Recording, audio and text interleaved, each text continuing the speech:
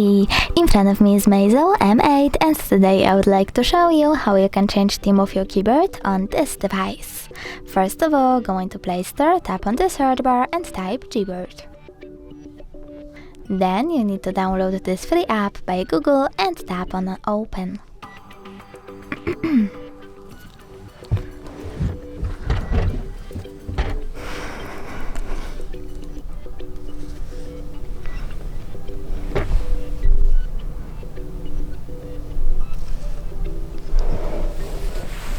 Now just enable in settings, click on Gboard over here, just select input method, click on Gboard here and tap on done.